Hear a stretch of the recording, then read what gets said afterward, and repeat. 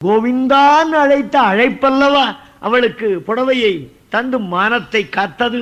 அப்பேற்பட்ட துளசிதாஸ் சொல்லுவான், ராம நாம நரகேசரி கனக கசிபு கலிகால் ஜாபக ஜன பிரகலாத் ஜிமி தாலின் இதழி சுருதால் भाई कुभाई अनग आलसू जिन लोचन मोर पंख लेगा। इस दुनिया में जिसके आंखों ने भगवान के सुंदर रूप को न देखता है वो आंख नहीं है, वो मयूर पिंच है। जिसके कानों में भगवान का नाम नहीं घुसता है वो कान नहीं है, सर्प का बिल है।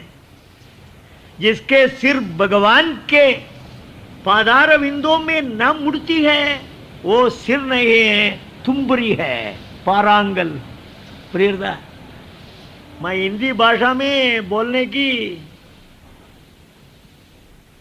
आशा में हूं, लेकिन जब मैं हिंदी में बोलने के लिए अपना मुंह खोलता हूं घूर घूर कर देखते हैं, मुझे डर होता है। மொழியில் என்ன இருக்கிறது? ஒருவனுடைய உள்ளத்தில் இருக்கின்ற எண்ணத்தை புரிந்து கொள்ள உதவுவதுதான் மொழியே தவிர, மொழியிடம் அன்பு வேண்டுமே தவிர மொழி வெறி கூடாது. காபி ஹோட்டலில் போய் ஒரு ஸ்ட்ராங் காஃபி கொடுக்குறான்னா கொடுக்குறான், ஐயா பரிமாறுபவரே இவன் வருக, கொட்டை வடிநீர் கலவை ஒரு கோப்பை கொணர்க அப்படின்னா என்ன கீழே பக்கம் கேசாம? தமிழில் நமக்கில்லாத அன்பா? தமிழை நாம் வளர்க்காத தொல்காப்பியனார், பரணனார், அகத்தியனார், தொல்காப்பியனார், பரணரார், கபிலரார் எல்லாம் நம்மடவைங்க. நேற்றுக்கு வாழ்ந்த சாமிநாதர் இல்லைன்னா புஸ்தகம் எழுதியா நமக்கு? நேற்றுக்கு வாழ்ந்த கீவாஜா இல்லைன்னா புஸ்தகம் எழுதியா நமக்கு? யோசனை பண்ணி பார்க்கணும் இவாளெல்லாம். அதனால வெறி கூடாது. இதில் நமக்கு வள்ளுவம் அழகா சொன்னான், எதெல்லாம் இனிமையோ அதுக்கெல்லாம் தமிழுக்கே உரிய சொல்ல போட்டான். குழல் இனிது யாழ் இனிது என்ப தம் மக்கள் மழலை சொல்களாதவர்னா ழகரம் அங்க தமிழுக்கே உரியது. இது எங்களுக்கு தான் நுழையுது. வாழைப்பழங்கிறான், நான் நல்ல சுத்தமா ழாங்கிறேன், நான் தமிழன் இல்லையா? அதை பத்தி பகவான் நம்ம ஏத்துண்டா போறோம், ஆரும் நம்ம ஏத்துக்க வேண்டாம். உண்மையா சொல்றேன், வேண்டாம், அது விட்டுருவோம். இப்படி நாரத பகவானாலே சொல்லப்பட்டு வால்மீகி பகவான் தன்னுடைய பர்ணசாலையை நோக்கி வருகிறார். வருகிற வழியில தமசான்னு ஒரு நதி, இப்ப TONS டன்ஸ்ன்னு அழைக்கிறான். தமசா நதி கரையை வந்த உடனே பரத்வாஜரை பார்த்து சொல்றார், அகர்தம் அமிதம் தீர்த்தம் பரத்வாஜ நிஷாமயாக ரமணீயம் பிரசன்னம்பு சன்மனுஷ்ய மனோயதா. என்ன அற்புதமான இடங்கள்னு கவனிக்கோ பரத்வாஜா. இந்த ஆற்றின் நீரை பார், சேரில்லாததாக இருக்கிறது. அகர்தமம் இதம் தீர்த்தம் அகர்தமம், இது சேரில்லாததாக இருக்கிறது. அதுக்கு திஷ்டாந்தம் சொன்னா சன் மனுஷ்ய மனோயதான், நல்ல மனிதனுடைய மனம் போல் இந்த நீர் தெளிந்திருக்கிற அழகை பார்னா. அப்போ ஒன்ஸ் அப்பான டைம் நீரின் தெளிவுக்கு மனிதனின் மனத்தை உவமையாக காட்ட வேண்டிய அளவுக்கு மனிதன் தெளிந்தவனாக இருந்திருக்கிறான். இப்போ ஒருத்தன் தெளிந்த ஹிருதயமா இருந்தா காவேரி போல மனசுறாங்கிறான். எவ்வளவு மனிதன் தாழ்ந்து விட்டான் யோசனை பண்ணி பாருங்க. இந்த புராண இதிகாசங்கள்லாம் படிக்கச்சு நுண்ணிய நிலையில கவனிக்கணும். சன் மனுஷ்ய மனோயதா. பொதுவாகவே பகவானை சொல்ற போது என்ன சொல்லுவான்னு கேட்டா ஞான சமுத்திரம். என்ன சமுத்திரம்? ஞான சமுத்திரம். ஞானிகளை சொல்ற போது ஞான நதியும்பா, நம்ம சொல்ற போது ஞான கூப்பம்பா. நம்மெல்லாம் அறிவு கிணறுகள், ஒரு பரிமிதம் அளவுக்கு உட்பட்ட அறிவு நம்புது. ஞானிகள் ஏன் ஆறுன்னா சமுத்திரத்தை நோக்கித்தானே ஆறு ஓடும். நீங்க எந்த பக்கம் வெட்டினாலும் கடலை நோக்கித்தானே இது போகும். ஞானியினுடைய மனம், ஞானியினுடைய அறிவு கடவுளாகிற சமுத்திரத்தை நோக்கித்தான் போயிட்டு இருக்கும். இந்த கடவுளாறு கம்பன் அதை ரொம்ப அழகாக சொல்லிட்டான். இவனா அவனாங்கிற சந்தேகத்துக்கே வைக்காத. உலகம் யாவையும் தாம் உலாக்கலும் நிலை பெறுத்தலும் நீக்கலும் நீங்களா அழகிலா விளையாட்டுடையார் அவர் தலைவர். எவர்? யதோவா இமானி பூதானி ஜாயந்தே ஏன ஜாதானி ஜீவந்தி யத் பிரயந்தபிஷம் விசந்தி தத் விஜிக்ஞாசஸ்வ தத் பிரம்மேதி. உபனிஷத் வாக்கியத்தை அப்படியே அர்த்தம் பண்ணிவிட்டான்.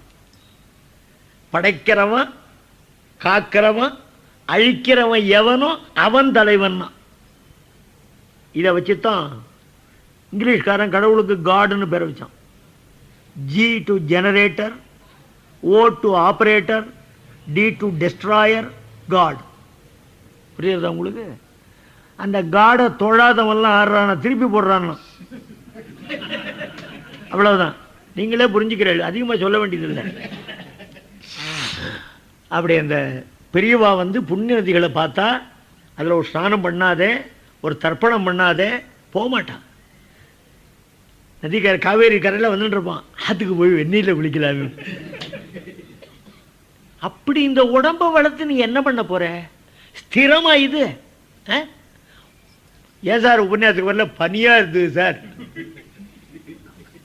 இன்னும் எத்தனை ஜென்மா எடுக்கணும்னு ஆசைப்படுற? காவேரி தீரத்தில் ஒரு பையன் உட்காந்து அழுதுந்தான். பெரியவர் வந்தார். ஏண்டா அழுறேன்னார். மாமா, நானும் 4 நாளாக பார்க்குறேன், இது மேலேருந்து கீழே தான் வர்றதை தவிர கீழேருந்து மேலே போகலையான்னா. அடி நேச்சர்ரா இது. தண்ணிங்கிறது மேலேருந்து கீழே தாண்டா வரும், கீழேருந்து மேலே போகாதுரா. இதை மாற்ற முடியுமா? அழலாமாடான்னா. அது மாதிரி அர்ஜுன் அழுதான். அசோச்சான் அன்வசோச்சஸ்துவம் பிரஜாவாதாம்ச்ச பாஷசே கதாசூ நகதாசூம்ச்ச நானு சோச்சந்தி பண்டிதான். 2ஆம் அத்தியாயம் 11ஆம் ஸ்லோகத்தில் பகவான் ஆரம்பிக்கிறான். இயற்கையை மாதிரி பிறக்கிறவன்னா சாகத்தான் போகிறான். எதுக்கு பிறக்கிறான்? சாகிறதுக்கு. எதுக்கு சாகிறான்? பிறக்கிறதுக்கு இல்லையா? கீழே புண்ணிய மர்த்தியலோகம் விசந்தி. அதனால உடம்பை பாதுகாக்கிற கூடாது. ஆத்மாவுக்கு நாம் என்ன தேடிண்டோம் அதைத்தானே கவனிக்கணும். இந்த மாதிரி புண்ணிய நதி ஸ்நானம் போக்குவரத்தெல்லாம் பண்ணணும். வால்மீகி ஸ்நானம் பண்ணுறதுக்கு இறங்கினார். அப்போ கரையில் ஒரு மரத்தில் ஆணும் பெண்ணுமாக 2 அன்றில்கள் அமர்ந்திருந்தன. அன்றில்கள் எப்படின்னு கேட்டால், ஒன்று இறந்து பட்டால் மற்றொன்றும் இறந்துவிடும். இன்னும் மனுஷன் பிரமாதம் நினைக்கிறோமே, ஆத்துக்காரி ஆற்றுக்கு போவேன், நாள் பிறந்ததுக்கு போகிறேன் நான் போடின்னு விடுவான். இந்த பறவைகள்கிட்ட அதான் ஒரு சுவாரஸ்யம். புறா, அன்றில் இதெல்லாம் இணையை பிரிந்தால் இறந்து விடும். என்ன பண்ணா, ஒரு வேடன் அந்த இணை அன்றில்களில் ஒன்றை அடித்து கீழே தள்ளினான். இதை பார்த்தார் வால்மீகி. மானிஷாத பிரதிஷ்டாம் துவமகமகா சாஸ்வதி சமாக எத் கிரௌஞ்சமிதுநாதகம் அவதி காமமோகிதம். ஏ வேடா, நீ நெடுநாள் வாழ மாட்டாய்னா. இவரும் வேடனா இருந்தவர் தான் ஒன்ஸ் அப்பான் எ டைம். ஆனாலும் எம்பெருமான அனுகிரகத்துக்கு பாத்திரபூத்தர்கள் ஆன பிறகு அவர்களுடைய முன்னைய வரலாற்றை நாம் ஆராயக்கூடாது. பகவான் ஏற்றுக்கிட்டான். ஏற்றுக்கொள்ளாதிருந்தால் விஷயம் வேற. பகவான் ஏற்றுக்கொண்ட விஷயத்தை போய் நாம் ஆராய்ச்சி பண்ண நமக்கு என்ன யோக்கியதை? திருமங்கை ஆழ்வார் முன்னாடி திருடராக இருந்தார், அதனால இப்போ இருக்கிறவனா திருடணுமா? யோஜனை பண்ணி பார்க்கணும். உண்மை தெரியாது எனக்கு, அதனால நீ எப்படி இருந்தீர்னு. இப்போ எப்படி இருக்காரியா? அதையே நினைக்க மாட்டேங்கிற. அந்த நாளில் அப்படி இருந்தார், நீ அதே மாதிரி இருக்கேங்கிறதுனால அவரும் அப்படி இருக்கணுமா? யோஜனை பண்ணி பார்க்கணும். இது அபசகுண ஸ்லோகம் மாதிரி இருக்கேன்னா இல்லை. மானிஷாதா, மகாலட்சுமிக்கு இருப்பிடமானவனே. ஆரம்பத்தில் மங்கள ஸ்லோகம் சொல்லணும் அல்லவா? கிரந்தத்தினுடைய விஷயத்தை சங்கேபமாக சொல்ல வேணும் என்பது ஒரு கிரமம். இஷ்ட தேவதா நமஸ்காரங்கிறது ஒரு கிரமம். ரொம்ப அழகு. காளிதாசன் ஜெகத பிதரவு வந்தே பார்வதி பரமேஸ்வரவ் வேண்டாமே, பார்வதீப ரமேஸ்வரவ், பார்வதீப சிவபெருமான், ரமேஸ்வரவ் லட்சுமி நாயகன், 2 பேரும் வச்சுப்போமே. மகன் எழுதினா ஸ்ரீயப்பதி ஸ்ரீமதி சாசிதும் ஜெகது ஜெகன்னிவாசோ வசுதேவ சத்மனி. அருமையாக தொடங்கிட்டு போறாள். இந்த மாதிரி மகாலட்சுமி மா என்ற சொல் விழுகிறது. ராமன் சீதை என்ற தம்பதிகளிலே சீதையை பிரித்த ராவணன் மந்தோதரி என்ற இருவரிலே ஒருவன் நீண்ட நாள் வாழ மாட்டான்கிற அர்த்தம் துணிக்கும்படியாக கதகர், கோவிந்தராஜர், திலகர், உடாலி வாழலாம் வியாக்கியானம் பண்ணிருக்காள். இப்படி ஸ்லோகத்தை சொல்லிட்டு வால்மீகி குடிசைக்கு வரார். நாரத பகவான் மூலமாக ராமகாதையை கேட்டோம், காப்பியமாக இயற்ற வேண்டும் என்ற எண்ணத்தோடு வந்தோம். இப்படி வாயில் ஒரு அபசவ்யமான ஒரு ஸ்லோகம் வந்து கொடுத்தேன்னு வருந்திட்டு வரார். அதுக்குள்ளே பிரம்மலோகத்தில் என்ன நடக்கிறதுன்னா, சரஸ்வதி தேவி வீணை வாசிச்சுருக்காள். பிரம்மா 4 முகத்தாலேயும் ரசிக்கிறார். நமக்கு அந்த மாதிரி இல்லாத போயிடுது. சங்கீதத்தை ரசிக்கிறதுக்கு 4 முகம் போராதியா. திடீர்னு வீணை நின்று போச்சு. பிரம்மா பார்க்குறான், சரஸ்வதியை காணும்.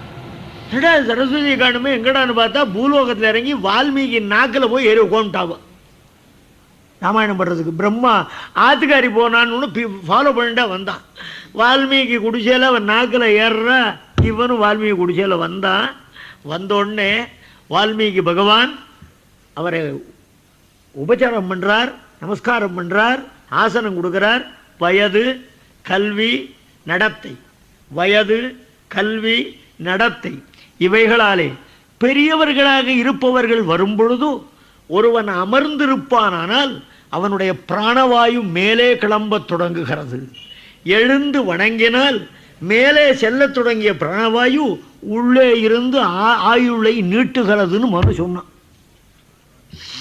ஊர்துவம் பிராணாஹ்யுத்கிரமந்தே யூனஸ்தவிராகதே அப்படின்னு சொல்லிருக்கான். வணங்கினார். இந்த மாதிரி ஆயிடுத்தேன்னார். கவலைப்படாத வால்மீகி, இந்த ஸ்லோகமே என்ன அபிப்பிராயத்தினால தான் உன்னாக்கில் வந்தது. மச்சந்தா தேவதே பிரம்மன்னு பிரவருத்தேயம் சரஸ்வதி. ராமனுடைய கதையை பூரா நீர் வரலாறாக எழுதும். ராமனுடைய வரலாற்றிலே வெளிப்படையான கதைகள் உமக்கு தெரியும், ரகசியமாக நடந்தவைகளெல்லாம் உமக்கு தெரியும்படியாக அனுகிரகம் பண்ணுகிறேன். நீர் எழுதுகிற ராமாயணம் எவ்வளவு நாள் இருக்கும்னு சந்தேகமா?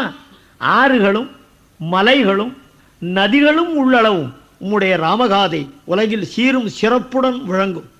விரோதி கூட ராமன் ஒழிகன்னு சொல்லி திட்டுவானே தவிர ராமன் பேரை வச்சுட்டே திட்டுவான். ராமசுவாமி பேரை வச்சுட்டே திட்டினாலும் கூட அவர் ராமனை சொல்கிறான் இல்லையா, பகவான் அதைத்தான் எடுத்துக்கிறான். ராமா ராமா ராமா ராமான்னு சொன்னான் இல்லையா. ஆகையினாலே அகர முதல எழுத்தெல்லாம் ஆதி பகவன் முதற்றே உலகல்லவா. எது வெச்சாலும் அந்த எழுத்து அவனுக்கு தான் இல்லையா.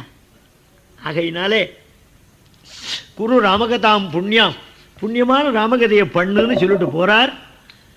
வால்மீகி பகவான் ஸ்ரீராமாயணத்தை காவியமாக இயற்றுகிறார். எல்லாம் இயற்றிவிட்டு, இயற்றினா போருமா, அதை பிரச்சாரம் பண்ணணுமே. பிரச்சாரம் பண்ணுறவன் எப்படி இருக்கணும்னா நல்ல மதுரமான குரல் உடையவனாக இருக்கணும், நல்ல கண்டத்வனி அற்புதமாக இருக்கணும், பர்சனாலிட்டி நன்னா இருக்கணும், அழகாக இருக்கணும். இவ்வளவு இருந்தால் தான் மேடையில் ஏறலான்னா. இப்போ நாங்கள்லாம் ஆஞ்சநேய சுரூபம் ஏறுறோமேனா ராமனை சொல்கிறதுக்கு ஆஞ்சநேயனோட வேற பெரிய அழகன் வேறு யார் இருக்கா? அனுமாரை விட அனுமாரனுவா அலங்கோலம் நினைக்காதுங்க. அவர் அழகும் நமக்கு வராது. அவர் திருமேனியில் முளைச்சிருக்க ஒரு ரோமமாக நாம் ஆக முடியுமா? யோஜனை பண்ணி பார்க்கணும். ராம பக்தன்னா ஸ்னேகோமே பரமோராஜன் தொய் நித்தியம் பிரதிஷ்டதா பக்திச்ச நியதா வீர பாவோ நானியத்திர கச்சத்தின்னு சொன்ன மகானுபாவன் அல்லவா அவர். பக்தி மார்க்கம்னா அவருக்கு தான் தெரியும். நம்ம இடையில வாழ்ந்தவர் ஜாகீர்வாள். ராமபக்தர்னா ஆஞ்சநேயருக்கு சமமாக சொல்லலாம் அவரை. அவரே என்ன சொல்லிட்டார்? தெளியலேரு ராமா பக்தி மார்க்கமு தெளியலேரு. நான் என்ன பாடுவேன், ஆனால் இதுக்கு மேலே தெரியாது. அவருக்கே பக்தி மார்க்கம் தெரியலன்னார்னா, ஏண்டா ராஜபாட்டை இருக்கச்சே சந்து பொந்துக்குள்ளெல்லாம் போகிறேன், ஸ்ரீராமன் இருக்கச்சே ஏண்டா அங்கங்கே அலையறேன்னு கேட்டாரே. அப்பேற்பட்ட தியாகிர்வாளே ராமபக்தின்னா என்னன்னு தெரியலங்கிற நம்மளாம் வேஷதாரிகளே தவிர ஏதோ அந்த தியாகீர்வாளுடைய கீர்த்தனைகள்லாம் நமக்கு கிடைச்சிருக்கு பாருங்க. காதார கேட்குற அந்த பெரியவாளை அதில் கேட்டு காண்கிறோம். அது போரும் நமக்கு. இந்த மாதிரி பெரியவாள் தான் நமக்கு தேவை. அது இருக்கட்டும். ராமாயணத்தை பிரச்சாரம் பண்ணுறதுக்கு ஆடுறான்னு பார்த்தா வால்மீகியினுடைய குடிசையில் ராமனுடைய 2 குழந்தைகள் லவகுஷர்கள் 2 பேரும் பிம்பாதி இவ உத்திதௌ பிம்பௌன்னு. ராமன் திருமேனிலேருந்து கிளம்பின 2 திருமேனி. குஷீலவௌ தர்மஜௌ ராஜபுத்திரௌ யசஸ்வினௌ பிராதரௌ ஸ்வரசம்பன்னௌ ததர்ஷ ஆசிரமவாசினௌ. இந்த குழந்தைகளுக்கு ராமாயணத்தை சொல்லி வச்சார். குழந்தைகளை முதல்ல அரங்கேற்றம் காட்டில், அங்கே தானே கேட்டவாளாருன்னா அவ்வளவு பேரும் வேத விற்பனர்கள், பரமரிஷிகள். முதல்ல ராமாயணம் கேட்டவாள் பரமரிஷிகள். யாரு கேட்டாலும் சரி, ராமாயணம் முடிகிற அன்னைக்கு ராமாயணம் சொல்கிறவனை வெறுங்கையோடு அனுப்பப்படாது. இது ஞாபகத்தில் இருக்கணும். நான் சொல்லலையா, அங்கே சொல்றதுக்குன்னா லவகுஷால் முதல்ல அரங்கேற்றான்னு ஒன்று ஆறாறு என்னென்ன பரிசு கொடுத்தான்னு சொல்றார். பிரீதகா கஷ்டித் முனிஸ்தாபியாம் சன்ஸ்திதகா கலசம் ததௌ பிரசன்னோ வல்கலம் கச்சித். ஒரு மகரிஷி என்ன பண்றார், ஒரு கலசப்பானையை கொடுக்குறார். ஒரு மகரிஷி மர உரியாடையை கொடுக்குறார். ஒரு மகரிஷி மாந்தோலை கொடுக்குறார். ஒரு மகரிஷிட்ட ஒன்றுமே இல்லை, கௌபீனம் அபரோமுனி. குழந்தைகளுக்கு முக்கியம் கௌபீனம், அதை கொடுக்குறார். சில மகரிஷிகள் அதுவும் இல்லை, தீர்காயுஷ்மான் பவ. அப்படி அதுதான் உண்மையிலேயே பரிசு. பல்லாண்டு பல்லாண்டு வாழ்க. அப்போ நாங்கள்லாம் கடைசி நாள் அது லவகுஷம் போவேன், நான் போவேன். நான் சொல்கிறேன், விஷயத்துக்கு சொல்கிறேன். இந்த குழந்தைகள் ராமகாதையை இப்படியெல்லாம் பாடுறது ராமனுடைய காதில் விழுந்தது.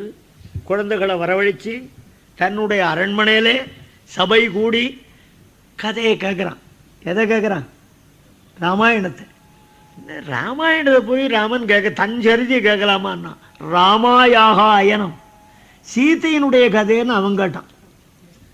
அனுமான் அசோகவனத்தில் செஞ்சுபா விட்டதுல ராமாயணம் சொன்னான், ராமனுடைய கதைன்னு அவன் கேட்டான்.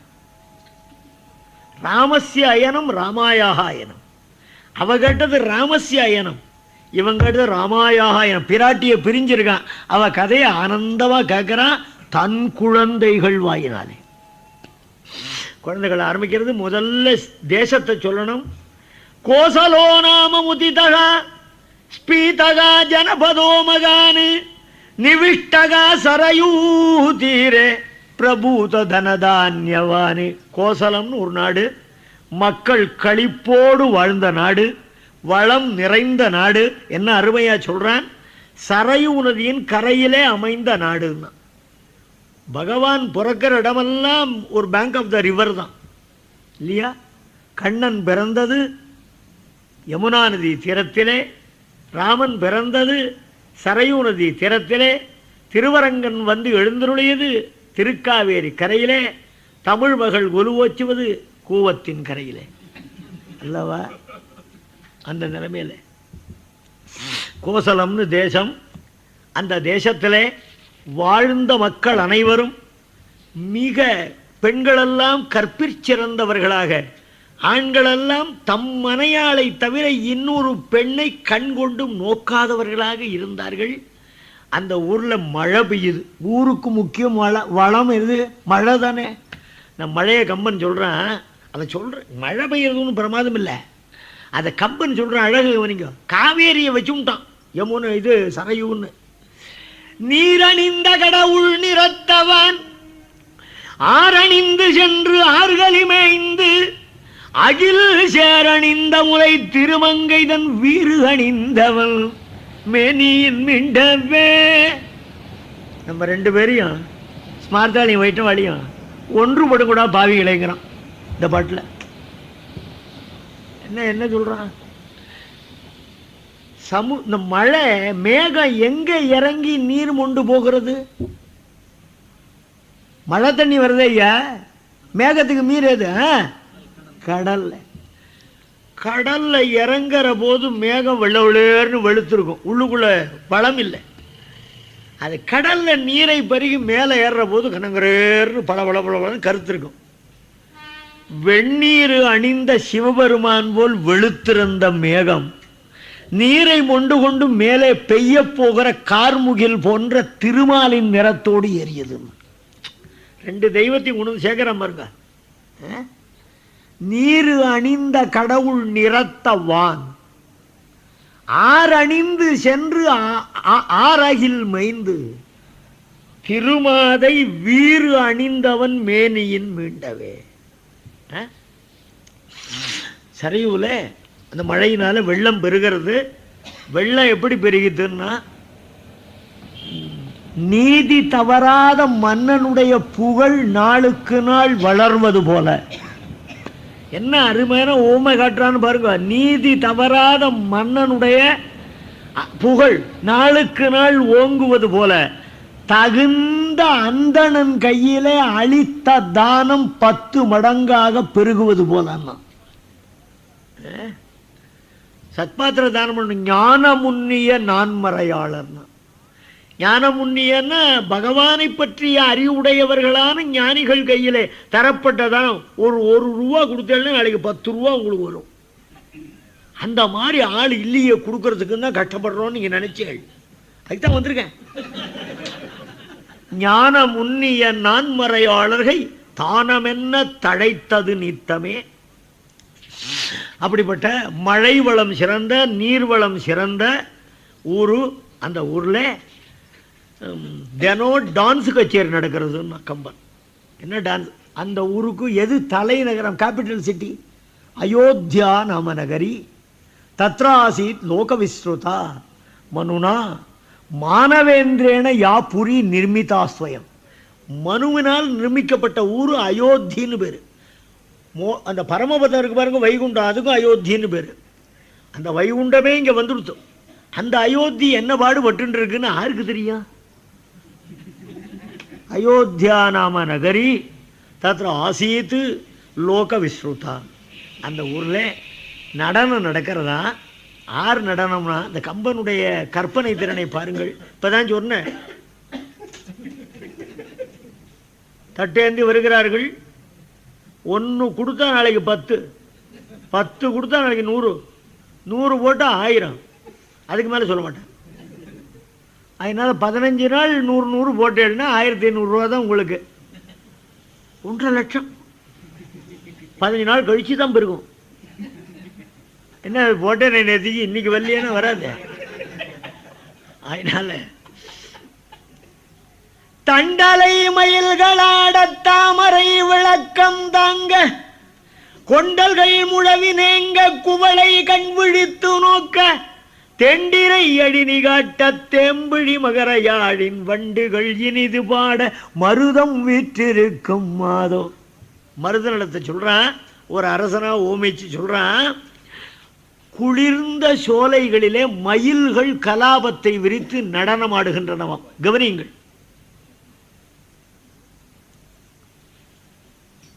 தண்டலை மயில்கள் ஆட. சுவாமி டான்ஸ்ன்னா அதுக்கு விளக்கு காட்டணுமேன்னா தாமரை விளக்கம் தாங்க. சரி, நாட்டியம்னா அதுக்கு நட்டுவாங்கம் கொட்டணுமே.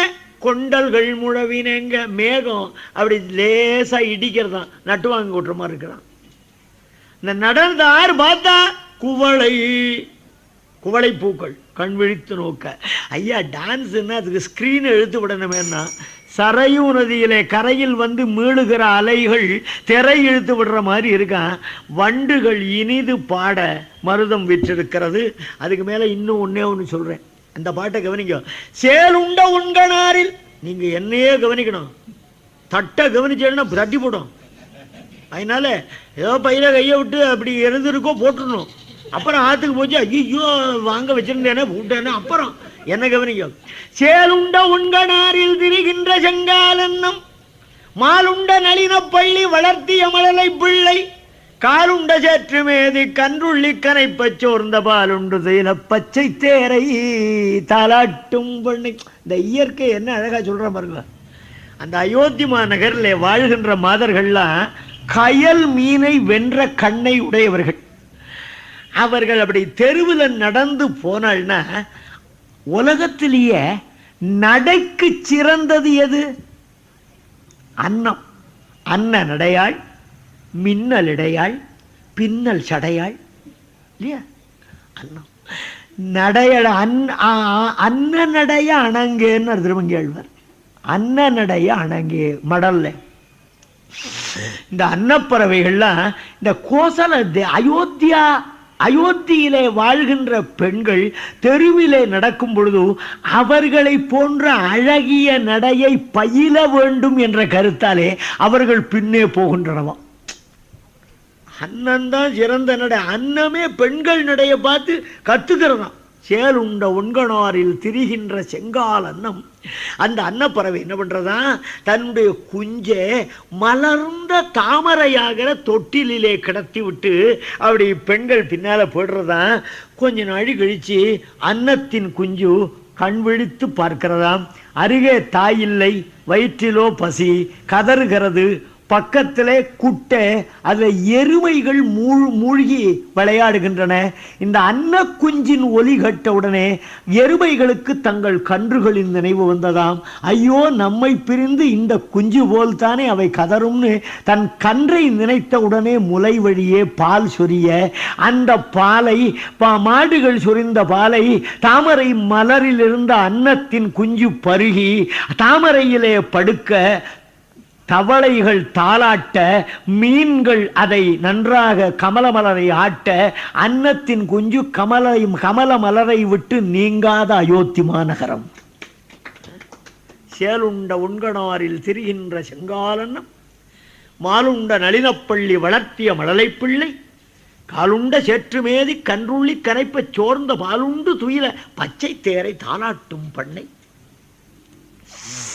அதுக்கப்புறம் இது நகருக்கு வெளியில், டவுனுக்குள்ள எப்படி இருக்குன்னு பார்க்கலாம்.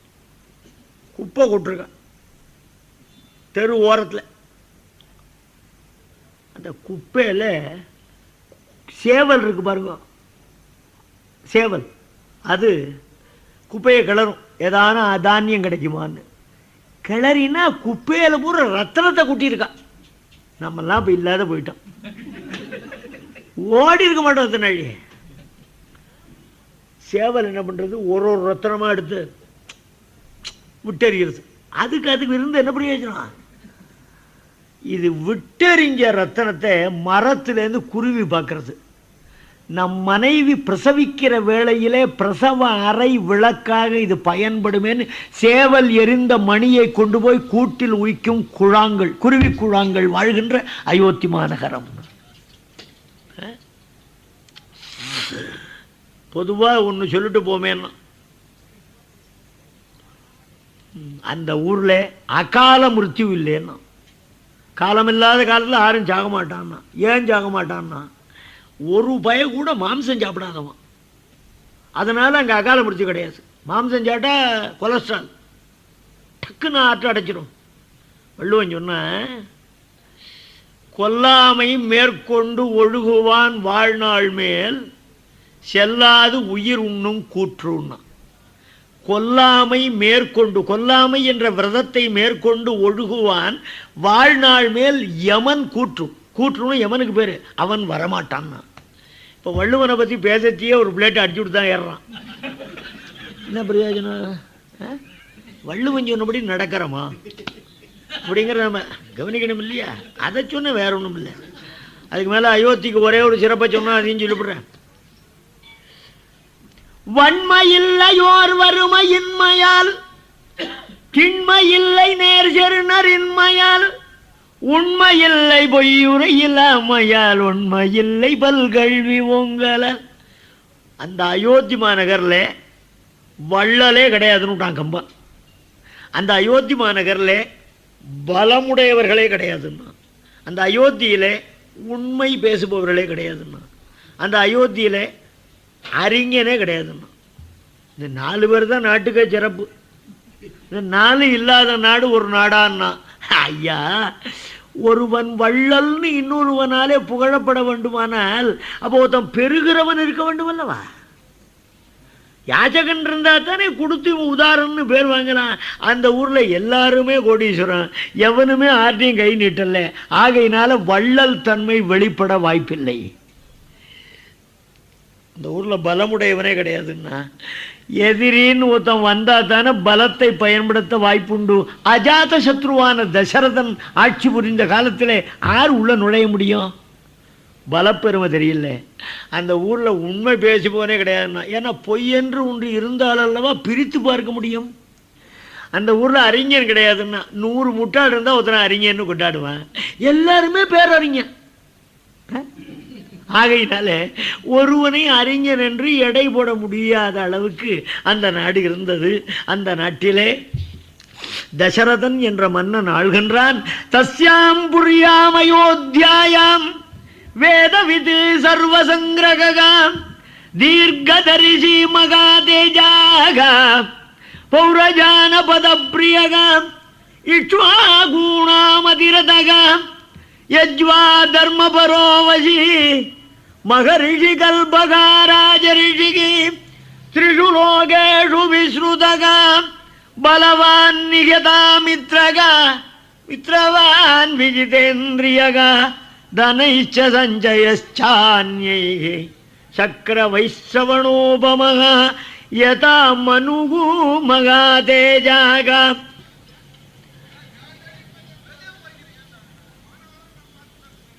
லோகஸ்ய பரிரட்சிதா ததா தசரதோ ராஜா வசன் ஜகதபாலயது.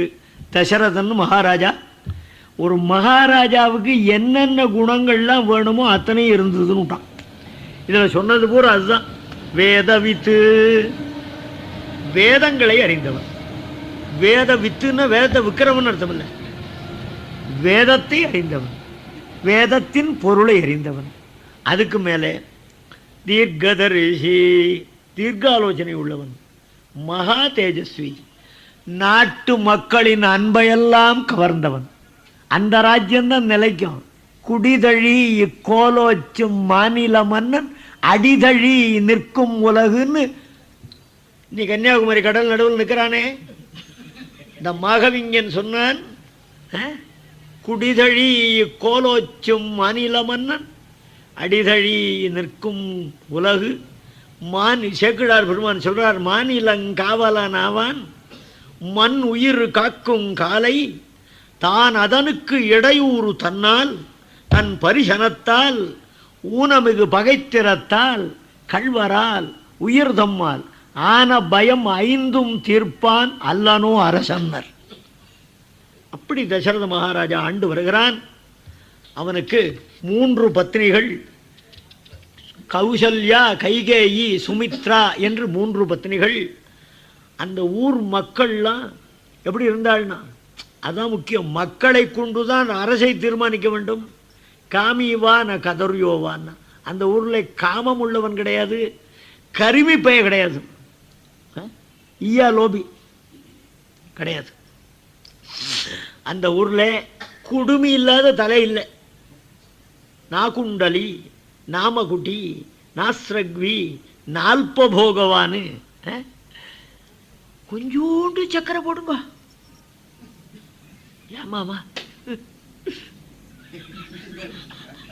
சக்கரை வேதி, அதுக்கு தான் அவன் மாத்திரை வந்திருக்கு. சப்ப மைசின், அந்த மைசின், இந்த மைசின். ஏண்டானா எல்லாம் மைசின், அதான் வியாதியா வந்திருக்கு. அது சந்தேகம் என்ன? கோவில் அவ்வளோ பெருசு எது கட்டி வச்சான் ஒரு ஊர்லேயும் சுத்துறான்னா பிரதர்ஷனா. சக்கரை வியாதி வருமா உனக்கு? ஆரோக்கியத்தை வச்சுத்தான், உடல் ஆரோக்கியத்தை வச்சுத்தான் கோவில்கள்லாம் கட்டியிருக்காள். மனசை ஒரு முகத்தில் நிறுத்துறதுக்கு தான் உள்ள மூர்த்தி விசேஷம். டிவி கிட்ட உட்காண்டா காலை நகர்த்துறது இல்லை. ராத்திரி முட்டுகால் வலிக்கிறதே, முழங்கால் வலிக்கிறதா, வலிக்கத்தான் செய்யும். கடந்தியா, ஓடினியா, உழைச்சியா. டாக்டர்கிட்ட ஒரு அம்மா போனால் உடம்பெல்லாம் வலி, ஏதானும் மருந்து இருந்தால் கொடுங்கோன்னா.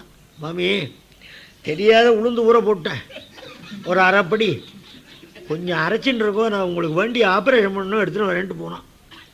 அரைக்கிறா அரைக்கிறா அரைக்கிறா. அப்புறம் மூச்சு வாங்கிட்டு, டாக்டர் நான் வந்தார், என்ன மாமி இப்படி இருக்குன்னா, எல்லா வலியும் போயிடுத்தேன், இதுதான் மருந்துன்னு. அதுக்கு மிக்சி, இதுக்கு கல்லோரல் எல்லாம் வந்துடுது. உழைக்கலன்னா என்ன உடம்பு என்ன ஆகும்? எப்படியோ போட்டு நமக்கு என்ன சொல்கிறேன். தலையில் குடுமி இல்லாதவன் கிடையாதுன்னா. குடுமி இல்லாத தலை இருக்கு பாருங்க, சந்தியாவந்தனத்துக்கு அனர்ஹம்னு சொல்லிருக்கு. எந்த வைத்திய காரியத்தையும் குடுமி இல்லாத செய்யக்கூடாது, செஞ்சால் புண்ணியம் இல்லைன்னு சொல்லிருக்கு. பஸ்மாகுதி போலே எரிந்து அடங்கின சாம்பலில் நெய் விட்டு யாகம் பண்ணுவது போல சிகை. நாளைக்கு சொல்லுவேங்கிறதுக்காக சொல்லல, சொல்ல வேண்டியதை சொல்கிறேன். 2 பேர் வயல் வெளியில் போகிறான், வயல் வறண்டு கிடக்கு. ஏண்டா வயலில் தானியம் இல்லைன்னா, there are no crops in the fields because there are crops in the gentlemen's head. மண்ணில் விளையிறது தான் மனுஷன் மண்டையில் விளைய ஆரம்பிச்சு கொடுத்து. கிராப்ஸுக்கு 2 அர்த்தம் உண்டுன்னா அவ்வளோதான். ஆக நகர மக்கள்லாம் நல்ல குடிமக்கள். ராஜா 3 மனைவிகளை பெற்றிருந்தும் பிள்ளை இல்லை. பிள்ளை இல்லாதவன் புத்தென்ற நரகத்தில் விழுகிறான் என்றும், அப்படி விழாமல் அவனை காக்கின்றபடியினால் புத்திரன் அவனுக்கு பேரு. இப்ப பிள்ளை எவனுக்கு இருக்கோ, நான் என்ன பண்றது? சொல்லதானே பண்ணிருக்கு. அப்பா பார்த்து, ஏண்டா நான் இருக்கிற போதே ஒன்றும் நல்ல காரியம் பண்ண மாட்டேங்கிற, நான் போன பிறகு நீ என்னடா பண்ண போறேன், தர்ப்பணமா பண்ண போறேன், நான் கவலைப்படாத இப்பவே பண்ணிவிடுறேன். அப்படி புள்ளவள் பிறக்கிற காலம் இப்போ. சுமந்திரன் வருகிறார். தசரதனுடைய மந்திரியில உத்தர் ரத்த சாரதி. என்ன பண்ணா கவலை? என்ன ஒண்ணுமில்லை,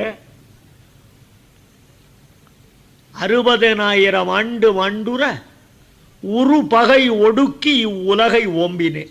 60,000 வருஷம் இந்த குடிமக்களுக்கு ஒரு விதமான கஷ்டம் இல்லாத ஆண்டு வந்து விட்டேன். எனக்கு வயதாகிவிட்டது. எனக்கு பிறகு என் மக்களை பாதுகாப்பதற்கு ஒரு மன்னன் என் வயிற்றில் பிறக்கவில்லையே. அப்போ கூட நாட்டு மக்கள் நலனைத்தான் தசரதன் கருதினானே தவிர என்ன உய்விக்க ஒரு குழந்தை இல்லையேன்னு நினைக்கல. அதனால I want to do Ashwamedha. Sumantra போய் வசிஷ்டரை கூட்டினுவார்னா வசிஷ்டர் வந்தார். நல்ல யோஜனை பண்ணிருக்க, சரையூனுடைய வடகரையில் யாகசாலை நியமிக்கப்படட்டும், உனக்கு பிள்ளைகள் பிறப்பார்கள். ஒரு பிள்ளைதான் விரும்பினான். ஆச்சாரியன் வாக்கு பிள்ளைகள்னுட்டான் வசிஷ்டன். வசிஷ்டன் வாக்கு தக்குமா? தப்புமா? வசிஷ்டனை விட உலகத்தில் உயர்ந்த ஆச்சாரியனுக்கு உண்டா அப்படின்னா? அதுக்கப்புறம் சுமந்திரன் சொல்றார், சுவாமி அஸ்வமேத யாகம் முடிஞ்சா போராது, புத்திரகாமேஷ்டி யாகம் பண்ணணும். புத்திரகாமேஷ்டி யாகம் பண்ணினா புள்ள பிறக்கும். பிறக்குமான்னு சந்தேகத்தோடு பண்ணா அறகுறையா பிறக்கும். சந்தேகமில்லாத பண்ணணும், புத்திரகாமேஷ்டி பண்ணணும். அதுவும் கலைக்கோட்டு மாமுனிவன் ரிஷசிங்க முனிவனை கொண்டு வந்து அவர் திருக்கையால் செய்வித்தால் உமக்கு புள்ள பிறக்கும்னு ரிஷசிங்கனுடைய விற்த்தாந்தமெல்லாம் சொல்றார். அது ரிஷசிங்க வைராக்கிய சித்தனா இருந்தால் அப்பாவை தவிர தெரியாது. அப்புறம் வேசிகளை விட்டு அவரை தின்பண்டங்களை கொடுத்து அழைத்து வந்தார். காலை வச்சா மழை பெஞ்சுது. என்ன கூட சொல்லுவார், சுவாமி காலை வச்சா மழை பெய்யுமா, ஏன் தொழில் கெடுதல் அப்படி சொல்லிட்டு போடுறான். ரிஷசிங்கர் வந்தார். அஸ்வமேதம் முடிஞ்சது, புத்திரகாமேட்டு தொடங்கித்து. அந்த யாகத்தில் தங்களுக்கு உரிய ஹவிர்பாகம் பெறுவதற்காக தேவதைகள்லாம் குடியிருக்காள். பிரம்மா திருவடியில் போய் விழுந்தாள். பகவன் தொற்பிரசாதேன ராவணோ நாம ராட்சசகாகம் சர்வான்னோ பாததே வீர்யாது சாசிதும் தம் நசக்ருமகா. பிரம்மதேவா, உம்முடைய பேரருளாலே இலங்கேஸ்வரனான ராவணனாலே நாங்கள் படுகின்ற துன்பம் சொல்லிமாளா துன்பம். உம்முடைய வரம் இருக்கிறபடியினால் அவனை எங்களால் அடக்க முடியவில்லை. சுவாமி, நைனம் சூரியகா பிரதபதி பார்ஸ்வேவாதி நமாருதக சலோர்மிமாலே தம் திருஷ்டுவா சமுத்ரோபி ந கம்பதே. அந்த ராவணன் என்னைக்கு சூரியனை பார்த்து இன்னைக்கு எங்காத்து மாடியில் வடம் போட போகிறோம், சூர்யா வான்னா தான் வரணுமா உலர்த்துறதுக்கு. ராவண ஆகிய இல்ல சூரியன் உதிக்க முடியாது. வேதம் என்ன சொல்லுது? பகவானிடத்துல உள்ள பயத்தினாலே சூரியன் உதிக்கிறான்னு சொல்றது. பீஷாஸ்மாத் வாதப்பவதே பீஷோதேதி சூர்யான்னு சொல்லியிருக்கு. ராவண அப்படி சூரியனை அடக்கி வச்சிருக்கான். ராவணன் சொல்லலைன்னா வாயு அந்த பக்கம் வீசவே கூடாது. கொசு பிடிக்கினா ஜெயிச்சுக்க வேண்டிதான். புரியுதா? என்ன பிடுங்கல சொல்றேன். அவன் ஃபேன் வச்சிருந்தான், நான் தான் வேண்டான்னு. எனக்கு எதுக்கு ஃபேன்? இத்தனை ஃபேன் இருக்குச்சே, என்ன ஃபேன் வேணுமா? சுவாமி அவனை கொல்றதுக்கு யாரும் வழி பார்க்கணும்னா பிரம்மா சொன்னா, ஆமாமா அவனுக்கு வரம் கொடுக்குற காலத்துல தேவதைகள் யாராலையும் அவனுக்கு சாவில்லைன்னு வரம் கொடுத்துட்டேன். அவனை ஒரு மனுஷன்தான் கொல்லணும். சாதாரண மனுஷனால அவனை கொல்ல முடியாது. பகவான் உத்தந்தான் மனுஷனா பிறக்கணும். பகவானை பிரார்த்திப்போம் அப்படின்னு திருப்பார்கடல் கரையிலே சென்று பகவானே இவா பிரார்த்திக்கிறாள். ஆரானும் பிரார்த்திக்க மாட்டாளான்னு தான் எதிர்பார்க்கிறா. என்ன சொல்றாள்? நாராயணாய நளினாய தலோஜனாய நாமாவசேஷித மகாபலி வைபவாய நானாச்சராச்சர விதாயக ஜன்மபூமி நாபீபுட்டாய புருஷாய நம பரஸ்மை. சம்புராமாயணத்தில் அற்புதமாக சொல்கிறான். நளின ஆயதலோச்சனாய குளிர்ந்த அழகான நீண்ட தாமரை போன்ற கண்களை உடையவன் அவன்தான் நாராயணன். மகாபலியிடம் காட்டப்பட்ட பராக்கிரமத்தை உடையவன். ஒரு சின்ன கதை சொல்கிறேன். நீங்கள் தான் உபன்யாசம் கேட்குறேன்னு நினைக்காங்க. ராவணனும் உபன்யாசம் கேட்டிருக்கான். ஒரு பௌராணிகரை வரவழைச்சு வீட்டிலேயே வச்சு அவருக்கு நல்ல நல்ல சம்ரட்சணை எல்லாம் பண்ணி புராணம் கேட்டுனா வரான். வாமன புராணம் வந்தது. பகவான் மகாபலியை ரசாதலத்திலே அழுத்தினார்னா நிறுத்தும் கதையன்னா ராவணன். என்னுடைய பாட்டன் மகாபலி அவனை பாதாளத்திலே அழுத்தின நாராயணனை பழிக்கு பழி வாங்கி வந்துவிட்டு பிறகு கேட்கிறேன்னா கேட்கறதே அவங்க தான். மட்டும் விட்டானே போறோம் பிராமணன் வந்துட்டான். இவன் என்ன பண்ணான்? தேடிண்டே ரசாதலத்துக்கு வந்தான். அங்கே ஒரு பர்ணசாலை வாசல்ல ஒரு டவாலி சேவகன் நிற்கிறான். ராவணன் போனான். ஆய் மகாபலி இங்கு எங்கோ இருக்கிறார்னு கேள்விப்பட்டேன். எங்கே இருக்காருன்னா இந்த உள்ளதான் இருக்கார். மகாபலி காலில் விழுந்தான். ஆறு ராவணன். என்னடா ராவணா சௌக்கியமா இருக்கியா? எங்க வந்தேன்னா, தாத்தா உம்மை இப்படி பழி வாங்கி அந்த நாராயணனை உடனே கொன்றுவிட வேண்டும் என்று அவ உந்துகின்ற உள்ளத்தினாய் வந்திருக்கிறேன். அவன் எங்க இருக்கிறான்? அதான் வேதம் தேடின்னு இருக்கு. கையித்தா வேத இத்ரசா. அவன் அளவு ஆள் செய்யண்டா. இல்ல தாத்தா எப்படியாவது அவன் இருக்கும் இடத்தை சொல்லும், பழிக்கு பழி வாங்கி விடுகிறேன்னா. ராவணா நீ உள்ள நுழையிற போது ஆறும் இல்லையான்னா இறந்தான் ஒரு டவாலி சேவகன். அவன்தான் நீ தேடுகிற கேசவன். அப்படியா? இதோ கொன்று வருகிறேன். இருடா ராவணா. மகாபலி பக்கத்துல பெரிய தேர் சக்கரம் மாதிரி ஒரு மலை ரவுண்டா. ராவணா இந்த சக்கரத்தை கொஞ்சம் தூக்கு. வரையினை எடுத்த தோல் என் அப்பன் அம்மையப்பன் எழுந்தருள் இருக்கிற கையிலயங்கிரியையே அசைத்து விட்ட தோளுடைய எனக்கு இது ஒரு பிரமாதமா? 10 தலையும் கொடுத்தா நசுங்குது, மேல ஏம்ப மாட்டேங்குது. தாத்தான்னா என்ன? அந்த நாராயணனை கொல்வதற்கும் இந்த வளையத்தை சுமப்பதற்கும் என்ன சம்பந்தம்னா, பைத்தியகார உனக்கு நான் பாட்டேன்டா, எனக்கு பாட்டம் உத்தரனா இரண்யகசிபுங்கிற பேர்ல அவனை இந்த நாராயணன் நரசிம்மனா வந்து கொண்டாண்டா. அந்த அந்த இரண்யகசிபு காதுல போட்டு குண்டலங்கள்ல இது ஒண்ணுன்னா. தாத்தா கொல்ல வழியா வெளியில போக முடியுமான்னா ராவணன். நாராயணாய நளினாய தலோஜனாய நாமாவசேஷித மகாபலி வைபவாய நானா சர அச்சர விதாயக ஜென்ம பூமி நாபி புட்டாய. சராச்சரங்கள் அனைத்தையும் படைக்கின்ற கொப்பூழ் தாமரையே உடைய பத்மநாபா உன்னை வணங்குகிறோம். ஏதஸ்மின் அந்தரே விஷ்ணு உபயாதோ மகாத்யுதி சங்கசக்கர கதாபாணி பீதவாசாகா சதுர்புஜா. பெருமாளை சொல்ற போதெல்லாம் இந்த ரிஷிகளுக்கு பீத்தவாசாகான்னு சொல்றதுல ஒரு ஆனந்தம். பீதாம்பரதாரி கோபிகைகள் கதர்றா. அந்த சமயத்தில் கிருஷ்ணன் ஓடி வரான். தாசாமாவிரபூச்சௌரி ஸ்மயமான முகாம்புஜக பீதாம்பரதர சக்வி சாட்சாத் மன்மத மன்மதக. பீதாம்பரத்தோட வரான்னா, பீதாம்பரஹான்னாலே பீதாம்பரம் உடுத்தி வருகிறான்னு அர்த்தம் வந்துடுறது. என்ன சேர்த்துறோம்? தரஹா ஒரு சப்தம் என்னத்துக்கு? பீதாம்பர தரஹா அப்படின்னா அங்கே தான் விஷயம் இருக்கு. இவெல்லாம் ருருதுஹு சுஸ்வரம் ராஜன் கோபிகைகள். தவக்கத்தாமிருதம் தப்த ஜீவனம் கவிபிரீடிதம் கிருஷ்ணா கல்மஷாபகம் என்று அழுதாடா. சுஸ்வரம். அந்த அழுக கூட சுஸ்வரமா. பகவானை நினைச்சு அழற அழுக சுஸ்வரம் தான். ஐயோ திருட வந்து கட்டுப்பட்டான துஸ்வரம். இந்த பீதாம்பரத்தை தராயம் என்ன அர்த்தம்னா, இவாள்கிட்ட ஓடி இவாளுக்கு காட்சி அளிக்கணும்னு ஓடி வரானா, வர்ற வேகத்தில் அணிந்து கொண்டிருந்த பீதாம்பரம் அவிழ்ந்து தராயம் பூமியில் விழுந்து விட்டுதான்.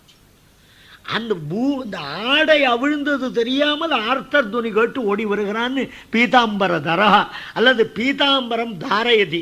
அழுகின்ற கோபியர் கண்ணீரை துடைக்க துணி வேண்டுமேனு பீதாம்பரத்தை கையில் தரிச்சுன்னு ஓடி வரானா. பாகவதம் கேட்டால் இப்படி கேட்கணும். எவ்வளவு அர்த்த விசேஷங்கள். வித்யாவதாம் பாகவதே பரீட்சான்னே சொல்லிருக்கு. இரும்பு கடலை இருக்கட்டும். சங்கச்சக்கர கதாதாரியாக